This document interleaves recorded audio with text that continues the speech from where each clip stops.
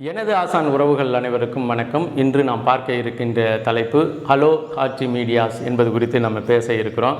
அண்ணன் சீமான் அவர்கள் வெளியிட்ட ஒரு கடிதம், அந்த கடிதத்தை தொடர்ந்து நிறைய செய்திகளை இந்த காட்சி ஊடகங்கள் ஒளிபரப்பி கொண்டு இருக்கின்றது.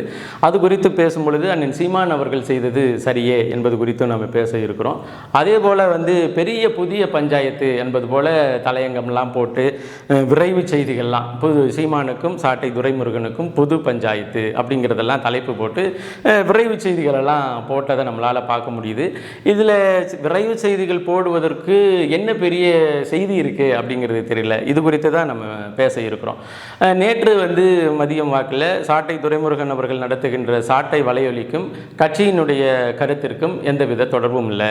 அந்த வலையொலியில் ஒளிபரப்பாகின்ற செய்திகள், அந்த நேர்காணலில் சாட்டை துரைமுருகன் அவர்கள் பேசுகிற பேச்சு இவற்றிற்கும் கட்சிக்கும் எந்தவித தொடர்பும் இல்லை அப்படின்னு சொல்லி ஒரு கடிதம் வெளியிடப்பட்டிருந்தது. அந்த கடிதம் வெளியிடப்படுவதற்கு முன்னாடி இதெல்லாம் நடந்துச்சு, இப்படியெல்லாம் நடந்துருச்சுங்க, இது இப்படி மேலே கோவப்பட்டார், அதனால இப்படி செஞ்சுட்டாரு அப்படிங்கிற செய்திகள்லாம் பேசப்பட்டு இருந்தது. குறிப்பாக இந்த கடிதம் அந்த நித்யானந்தா அவர்களினுடைய நேர்காணல், அந்த நேர்காணலுக்கு முன்னாடி சில வீடியோக்கள் வெளியானது. இது குறித்து தொடர்ச்சியாக அண்ணன் சீமான் அவர்களுக்கு அழைப்பு வருகிறது.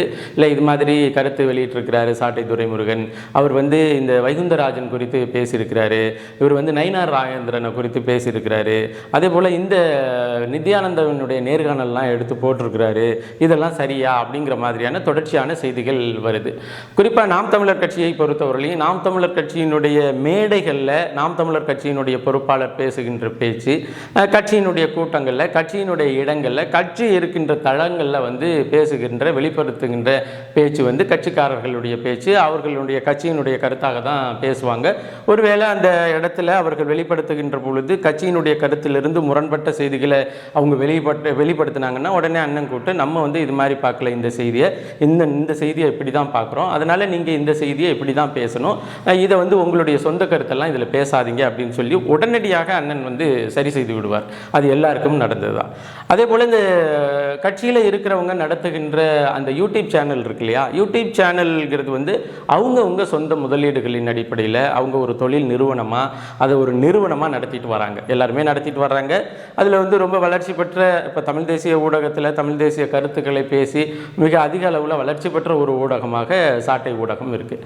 இருந்த பொழுதும் அது ஒரு தனி நபர் நடத்துகின்ற, அவர் கட்சியினுடைய கொள்கை பரப்பு செயலாளர் என்பது கட்சியினுடைய மேடையில் பேசுகின்ற தருணத்தில், அதன் பிறகு அவர் நடத்துகின்ற அந்த வலைதளமானது அவருடைய சொந்த கருத்துக்களை, அவருடைய சிந்தனையை, அவருடைய இது போட்டால் இந்த நேரத்தில் இந்த செய்திகளை நம்ம வெளியிட்டால் நம்ம ஊடகத்திற்கான அந்த இதுவும் கிடைக்கும், அதே நேரத்தில் இது அக்கறை கொண்ட செய்தியாகவும் இருக்கும் அப்படிங்கிறதன் அடிப்படையில் ஒரு செய்தியை எல்லா யூடியூபர்ஸும் அவங்கவுங்களுக்கு பிடிச்ச அந்த டோனில் செய்திகளை வெளியிடுவது வழக்கம்தான்.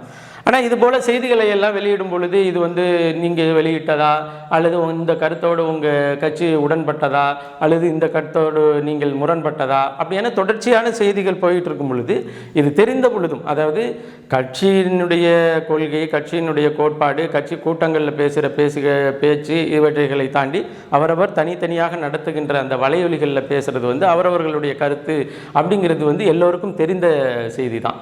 ஆனாலும் இதை ஒரு கடிதம் போட்டு இந்த சூழலில் இதை நம்ம எல்லாருக்கும் சொல்ல ஆக வேண்டும்ங்கிற ஒரு சூழல் எப்போ வருதுன்னா, இங்கிருந்து நிறைய செய்திகள் இப்படி போய் இது மாதிரி பண்ணிட்டாங்கன்னா, இல்லைப்பா அது அவர் நடத்துகின்ற தனியான யூடியூப் சேனலு, இந்த யூடியூப் சேனலில் அவர் பேசுகிற பேச்சுக்கு, அவர் வெளியிடுற கருத்திற்கு அவரும் அவருடைய இந்த யூடியூப் சேனலும் தான் பொறுப்பு, இது கட்சியினுடைய கொள்கைக்கும் கட்சியுடைய கொள்கை பரப்பு செயலாளர் என்பதன் அடிப்படையிலாம் அதை அணுக முடியாது என்று சொல்லப்படுகின்ற ஒரு கடிதம் தான்.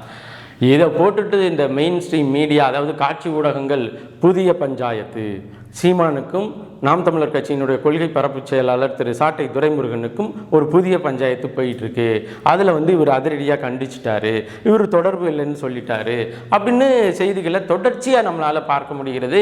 அதே காலகட்டத்தில், அந்த நேரகட்டத்தில் இப்போது கட்சியிலிருந்து பிரிந்து போன அந்த இப்போ புதிய உடன்பிறப்புகள்லாம், ஐயோ பார்த்தீங்களா, நாங்கள் அன்னைக்கே சொன்னோம், நாங்கள் நேற்றே சொன்னோம், நம்ம முந்தா நேற்றே சொன்னோம் அப்படின்னு தொடர்ச்சியாக அங்கே இணையதளங்களில் போய் பேட்டி கொடுக்குற அளவுக்கு வந்துட்டாங்க. வந்துட்டாங்க. இது இப்படி தான் இருந்துச்சு, இது இப்படி தான் பண்ணிட்டாரு, இது அப்படி தான் பண்ணிட்டாரு அப்படிங்கிற மாதிரியான ஒரு டோனில் பேட்டி கொடுக்குற அளவுக்கு வந்தாச்சு.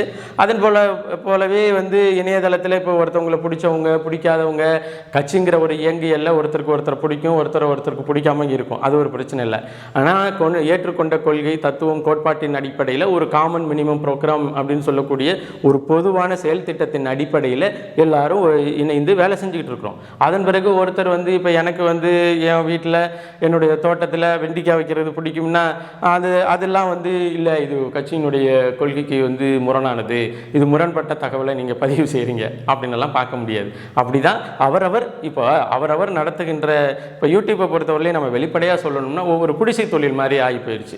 இப்போ வந்து இந்த தொழிலில் போட்டி இருக்கும், பொறாமை இருக்கும், இந்த நிறுவனத்தை முழுசாக கொண்டு போய் நடத்தணும் அப்படிங்கிற ஒரு இது இருக்கும். அது மாதிரியான சூழலில் இன்றைய அந்த சமூக வலைதள பிரச்சனையானது கட்டமைக்கப்பட்டு விட்டது. அப்படி இருக்கும் பொழுது அவங்களுக்கு பிடிச்ச செய்திகளை வெளியிடணுங்கிறது வந்து அவங்களுடைய தனிப்பட்ட உரிமைங்கிறத தாண்டி இதில் பெருசாக பேசுறதுக்கோ, இதில் பெருசாக விவாதிக்கிறதுக்கோ, இதில் பெருசாக வந்து வருத்தப்படுவதற்கோ ஒன்றும் இல்லை. ஏன்னா இது போன்ற ஒரு அறிவிப்பு வருது, அந்த அறிவிப்பை வந்து துரைமுருகன் அவர்கள் வந்து உடனே எடுத்து அவருடைய எக்ஸ் வலைதளத்திலையும் போட்டிருக்கிறாரு, அவருடைய முகநூல்லையும் போட்டிருக்கிறார். அப்படின்னா என்ன, சரி இது சரிதான், அதாவது அண்ணன் சீமான் அவர்கள் அறிவித்த அறிவிப்பு முறையை நான் ஏற்றுக்கிட்டேன், இது சரிதான், என்னோட யூடியூப் சேனல் வந்து தனி, உங்களை யார் இது நாம் தமிழர் கட்சியினுடைய யூடியூப் சேனல்னு உங்களை யார் பார்க்க சொன்னா, அல்லது நான் தான் இது நாம் தமிழர் கட்சியினுடைய யூடியூப் சேனலு, இந்த கட்சி தான் இதை நடத்துது, கட்சியினுடைய கொள்கையை தான் இது நாங்கள் பேச போகிறோம், கட்சியினுடைய இதுதான் பேச போகிறோம்னு நான் எங்கேயாச்சும் அறிவிச்சேனா அப்படிங்கிற துணியில் அவர் உடனே எடுத்து ஆமாம் இதை ஏற்றுக்கிறது தான் அப்படின்னு சொல்லிட்டு எடுத்து போட்டுட்டார். இதிலிருந்து வந்து நிறைய செய்திகள், நாம் தமிழர் கட்சியிலிருந்து சாட்டை துரைமுருகன் விலகப் போகிறாரா, அப்புறமேலுக்கு நாம் தமிழர் கட்சியிலிருந்து விலகுகிற சாட்டை துரைமுருகன் வந்து பாரதிய ஜனதா கட்சிக்கு போக போகிறாரா, அல்லது திராவிட முன்னேற்ற கழகத்திற்கு போக போகிறாரா, அல்லது சாட்டை துரைமுருகன் வந்து நேரடியாக தமிழக வெற்றி கழகத்தில் போய் சேர போகிறாரா, இப்படியெல்லாம் செய்திகளை நம்மளால் பார்க்க முடியுது. அதுவும் இந்த காட்சி ஊடகங்கள் ஏங்க, ஒரு ஆள் அவர் நடத்துகிற காட்சி ஊடக யூடியூப் சேனலு, அவர் ஒரு கட்சியில் இருக்கிற பொறுப்பு, இதையே நீங்கள் ஏன் வந்து எல்லாத்தையும் ஒன்றாக்கி அப்படியே இதில் அதுதான் காரணம், அதில் இதுதான் காரணம்னு சொல்ல வேண்டிய அவசியம் என்ன அப்படின்னு சொன்னால், இங்கே இது இவர்களுக்கு தேவைப்படுகிறது. இந்த செய்தியானது இவர்களுக்கு அவசர செய்தியாக, அல்லது ஒரு கவனத்தை ஏற்கிற செய்தியாக, அல்லது அண்ணன் சீமான் அவர்களினுடைய அரசியலை வந்து சிதைக்குகின்ற அளவிற்கு ஒரு பெரிய செய்திகள் இதில் இருக்குது, பெரிய நிகழ்ச்சி இதில் இருக்குது அப்படிங்கிறது போன்ற ஒரு செய்தியை வெளியிடுகின்ற செய்தியாக இதை கட்டமைக்க விரும்புது. அதன் போக்கில் அடிப்படையில் தான் இது போல் நிறைய செய்திங்க. உண்மையிலேயே சரி, கொள்கை பரப்பு செயலாளராக அவர் தொடர்றாரு, அவர் கட்சியை விட்டு நீக்கணும், சாட்டை துரைமுருகனை வந்து கட்சியை விட்டு நீக்கணும்னா கட்சியை விட்டு நீக்கப்படுகிறார் அப்படின்னு சொல்லி அறிவிப்பு வரும். அதை விட்டுட்டு அதில் ரொம்ப தெளிவாக போட்டிருக்கு, சாட்டை துரைமுருகன் அவர்கள் நடத்துகின்ற சாட்டை வலையொலிக்கும் கட்சியினுடைய கருத்துக்கும் எந்தவித தொடர்பும் இல்லைன்னா அதில் தெளிவாக போட்டிருக்கு. ஆமாங்க, அவர் நடத்துகிற யூடியூப் சேனலுக்கும் கட்சியினுடைய கொள்கைக்கும் எந்தவித தொடர்பும் இல்லை, இது எங்களுடைய சேனல் அப்படின்னு நீங்கள் யாரும் வந்து எதிர்காலத்தில் எந்த இதுவும் சொல்லக்கூடாது அப்படிங்கிறதனுடைய அடிப்படையில் தான் அந்த கருத்தானது, அந்த கடிதமானது வெளியிடப்பட்டது. ஆனால் அதில் இவங்க ஏற்றி வைத்துக்கிற கருத்து என்னென்னா, இல்லைங்க இது வந்து கட்சியை விட்டு விலக்கிட்டாரு. சில காட்சி ஊடகங்கள்லாம் பார்க்க முடியுது, சீமான் வந்து சாட்டை துரைமுருகனை நாம் தமிழர் கட்சியிலிருந்து விலக்கினார், முதல் தவணையாக அவருடைய யூடியூப் சேனலுக்கும் எங்களுக்கும் தொடர்பு இல்லை என்று அறிவித்திருக்கிறார். அப்படியே தவணையா இதெல்லாம் பார்க்கும் பொழுது இந்த ஹலோ காட்சி மீடியாஸ் எதை வச்சு இந்த முடிவுக்கு வரீங்க, எப்படி இதெல்லாம் சொல்கிறீங்க, எப்படி இதெல்லாம் நடத்துகிறீங்க, எப்படி உங்களால் மனசாட்சியை வந்து தொட்டு கொண்டு இந்த வேலைகளை செய்ய முடியுது அப்படிங்கிற கேள்வி தான் வருது. அண்ணன் சீமான் அவர்களை பொறுத்தவரையிலையும் நிறைய செய்திகளை, நிறைய கருத்துக்களை பல்வேறு காலகட்டங்களில் உள்வாங்கிக்கிட்டே இருக்கிறாங்க. அதில் வந்து இப்போ ஒரு செய்தி கருத்து வெளியிடுது, இந்த கருத்து நம்ம கருத்துக்கு ஒத்து வராது, இது போடாத அப்படின்னு சொல்லும் பொழுது அதை தொடர்ந்து போடும் பொழுது என்ன செய்ய முடியும்? தொடர்ந்து போடும் பொழுது இல்லைங்க இதை நீங்கள் செய்யாதீங்க, இதை செய்யாதன்னே சொல்லிக்கிட்டே இருக்க முடியாது. அப்போது நீங்கள் வெளியிடுற அந்த நீங்கள் போடுகின்ற அந்த ஊடகத்திற்கும் இந்த கட்சியினுடைய தலைமைக்கும் அல்லது கட்சியினுடைய கருத்திற்கும் எந்தவித தொடர்பும் இல்லை அப்படின்னு ஒரு வெளியீடு செய்கிறதுல என்ன தவறு இருக்க போகுது? அது வந்து அந்த காட்சி ஊடகத்திற்கு வந்து இதை எப்படி பார்க்க தோணுது, எப்படி தோணுது? ஒரு கட்சியில் இருக்கிறவர்கள் நடத்துகின்ற தனியாக ஒரு நிறுவனமாக நடத்துகின்ற யூடியூப் சேனல், அது அவருடையதுங்க, அது அவருடைய கருத்துன்னு சொல்கிறது அது எந்த விதத்தில் தவறுன்னு எனக்கு தெரியல. அதே போல் சொல்லுகின்ற டோனை அப்படியே தமிழ் மொழியில் தான் அந்த கடிதமானது வெளியிடப்பட்டிருக்கு. தமிழ் மொழியில் வெளியிடப்பட்ட அந்த கடிதத்தில் உள்ள கருத்தை அப்படியே வாசிக்காமல் புது பஞ்சாயத்து போயிட்டுருக்கு, பழைய பஞ்சாயத்து அது இருக்குது, இதனால இந்த பஞ்சாயத்து வந்திருக்கு, இவர் இங்கே போகிறார் அப்படிங்கிற செய்திகளை நம்மளால் பார்க்க முடிகிறது. நாம் தமிழர் கட்சியை பொறுத்தவரையிலையும் அண்ணன் சீமான் அவர்கள் எடுத்த உடனேயே ஒருத்தரை இதை நீக்கிடணும், இவரை இப்படி செஞ்சிடணும், இவரை அப்படி தீக்கலாம் அப்படி இல்லை. பல்வேறு காலகட்டங்களில் பல்வேறு நிலைகளில் பல்வேறு சூழலில் முழுமையாக ஆராய்ந்த பிறகு தான் ஒரு முடிவுக்கு வர்றாங்க. அதே போல் இது ஒரு யூடியூப் சேனல், அவருடைய தனி நிறுவனமாக அது நடத்தப்படுகிறது என்று சொல்கிறாங்க. இதில் அவரை கட்சியை விட்டு நீக்கிட்டாங்கிறது போலையோ அல்லது அவர் கட்சிக்கு துரோகம் செஞ்சுட்டாருங்கிறது போலையோ எந்த டோனையும் அண்ணன் சீமான் அவர்கள் எந்த இடத்துலையும் வெளிப்படுத்தலை. ஆனால் இங்கே இருக்கின்ற அந்த சமூக வலைதளங்களில் பேசுகின்ற அல்லது காட்சி ஊடகங்களில் இந்த திராவிட ஒற்றர்களோட பேசுகின்ற பேச்சு இது எல்லாம் ஒரு கருத்து ஒற்றுமையை உருவாக்கியிருக்கு.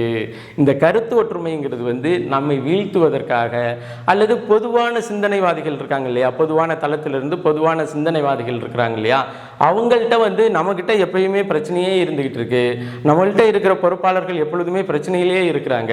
இப்படி போன்ற ஒரு காட்சி அமைப்பை நம்மை சுற்றிலும் நம்மை நேர்மையாக நம்மை நம்பிக்கையாக பார்ப்பவர்கள் மீது ஒரு கருத்தை உருவாக்க வேண்டிய அவசியம் இருக்கு என்பதன் அடிப்படையில் இந்த காட்சி ஊடகங்கள் தொடர்ச்சியாக இது போன்ற செய்திகளை அந்த உண்மைக்கு மாறான அல்லது ஒரு திரிவான செய்திகளை வெளியிட்டு கொண்டே இருக்கிறத நம்மளால் பார்க்க முடிகிறது.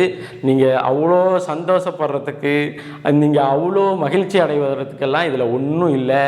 என்ன காரணம்னா, நீங்கள் என்ன யார், திராவிட உடன்பிறப்புகள் அல்லது திராவிட கொத்தடிமைவாதிகள் அல்லது இந்த கட்சியில் இருந்து ஒரு முக்கியமான பொறுப்பாளர்கள் வெளியில் போயிட்டா அந்த கட்சியை உடைச்சிடலாம் அப்படின்னு நினைக்கின்ற அந்த எதிர்காலத்து இலவங்காத்த கிளிகள், இவங்கெல்லாம் பெரிய சந்தோஷப்படுறதுக்கெல்லாம் அல்லது மகிழ்ச்சி அடைகிறதுக்கெல்லாம் ஒன்றும் இல்லை. அவர் கட்சியினுடைய கொள்கை பரப்பு செயலாளராகவே தொடர்றாரு. அவருக்கு எங்கேயாச்சும் கூட்டம் போட்டால் அவர் கொள்கை பரப்பு செயலாளருங்கிற முறையில் அவர் பேசுவார். அந்த வேலையெல்லாம் நடந்துக்கிட்டு இருக்கு. கட்சி அவருடைய இணையதளத்தில் வெளியிடுற கருத்துக்களுக்கும் எங்களுடைய கருத்துக்களுக்கும் தொடர்பு இல்லைன்னு தான் சொல்லியிருக்கு. இங்கே நாம் தமிழர் கட்சியை பொறுத்தவரையிலையும் நாம் தமிழர் கட்சி ஒரு யூடியூப் சேனலை வச்சு நிர்வகித்துட்டு வருது, நாம் தமிழர் கட்சி அப்படிங்கிற ஒரு யூடியூப் சேனல். அதே போல் நாம் தமிழர் கட்சியினுடைய நேரலை அப்படின்னு சொல்லி ஒரு 2 யூடியூப் சேனல் நாம் தமிழர் கட்சி வச்சு நடத்திக்கிட்டு இருக்கு. அதில் நாம் தமிழர் கட்சியினுடைய கொள்கை தான் பேசப்படுது, நாம் தமிழர் கட்சியினுடைய கோட்பாடுகள் குறித்து தான் பேசப்படுகிறது, சீமான் அண்ணனுடைய பேட்டிகள் தான் இடம்பெறுது, சீமான் அண்ணனுடைய பொதுக்கூட்டங்கள் இடம்பெறுகிறது. அதுதான் கட்சியினுடைய அங்கீகரிக்கப்பட்ட வலைதளம். அதை தாண்டி ஒவ்வொருத்தரும் நடத்துகின்றது கட்சிக்காரங்க நடத்துறது இருந்தாலும் அது அவர்களுடைய சொந்த உழைப்பின் அடிப்படையில், சொந்த முதலீட்டின் அடிப்படையில், சொந்த ஒரு கருத்தின் அடிப்படையில் நடத்தப்படுகின்ற ஊடகம் தானே ஒழிய இதை ஒரு பெரிய பஞ்சாயத்துங்கிற அளவுக்கு கொண்டுட்டு போகிறதுக்கு இதில் எந்த செய்தியும் இல்லை. அதே போல் இதில் அவரை தள்ளி வச்சுட்டாரு, அவரை நீக்கி விட்டாரு அப்படின்னு எந்த கருத்தும் அந்த கடிதத்தில் இல்லை. அதனால் இந்த காட்சி ஊடகங்கள் செய்கின்ற இந்த மோசடிக்கான செய்தி வெளியீடுகளுக்கு, இந்த செய்தி வெளியீடுகளில் இருந்து நாம் ரொம்ப கவனமாக இருக்க வேண்டும் என்பதை பதிவு செய்து மீண்டும் ஒரு சந்திப்பில் இணைவோம். நன்றி, வணக்கம்.